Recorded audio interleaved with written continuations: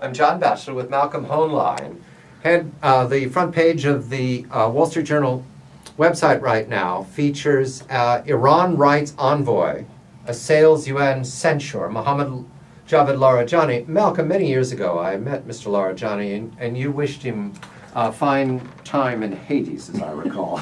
And you told me, don't do that again, John, and I haven't since then. So in any event, what we have here is Iran being condemned by the United Nations for its brutality and sadism toward its own people. The stoning to death of people for whatever crimes there are. Stoning to death is pure sadism. We know that this is part of their culture. Does it have meaning to the United Nations that each year it condemns Iran as beasts and that Iran the next year is back pleading its case?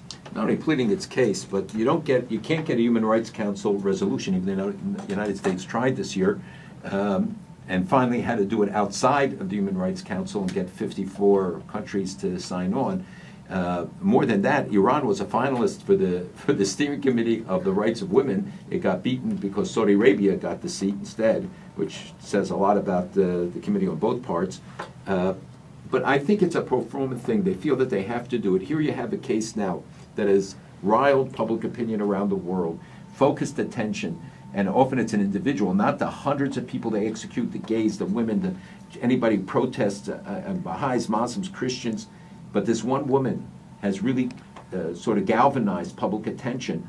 And so you have this pro forma resolution. It doesn't carry any teeth. It doesn't have any consequences. And the Iranians just shrug it off. We see the aggressive stance they're taking on so many issues. And the human rights issue, which is the violations are so gross. There are, I think, 60 children on death row in Iran today, and yet no resolutions. A measure of this, Malcolm. There's a new book that I recommend to my colleague Bret Stephens, and I recommend to you. It's called Bloodlands by Timothy Snyder, professor at Yale. And it's a parallel examination of the brutality used by Stalin against Belarus and Poland and the lands in between Moscow and Berlin from 1930 till 1950. The second part, of course, is that the Nazis arrive and persecute the Poles and execute the Jews. All the Jews, the large number of Jews who were killed in the Holocaust, were killed in these bloodlands. Right. What is significant about it is, to me, is that the brutality that Stalin practiced in open as a form of modernism, the collectivization in Ukraine that led to the massive famine, all of that was done on the world stage. People watched that happen and accepted the explanation that it was Moscow's business. Yes, the excuse that this is how they do their work, it's not ours. There was the error, because by allowing that sadism by Stalin and the brutality towards people, we had children who were locked up by their parents at night so they wouldn't be picked off by the cannibals wandering through Ukraine during the day in 1933 and 1934. Because they permitted that, what followed during the war was logical to Hitler and to the Nazis. All right. And that is why this is important, to protest. No matter how impotent the protesters feel at the time, it slows the hands of imitators who would follow on this sadism. I just found something during my visit in Israel because of a project which we can discuss another time, trying to document all the synagogues destroyed on Kristallnacht and its aftermath, and it's about 5 times the number the history books say, over 1,700.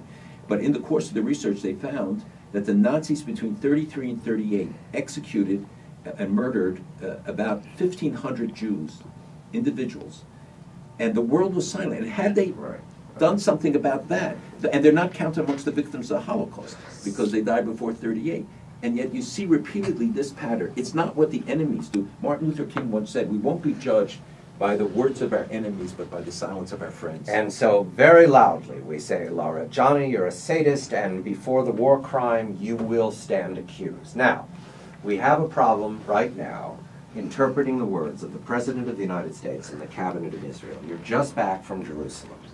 The word settlement is used fairly casually, and it does not apply to everything is under question in Israel. But one place it's used is this ban or freeze or moratorium on building in the settlements for 90 days. Can you explain where we are in this debate? Okay. Just word introduction, that is that Israel agreed unilaterally to a 10-month freeze that ended, I think, September 27th.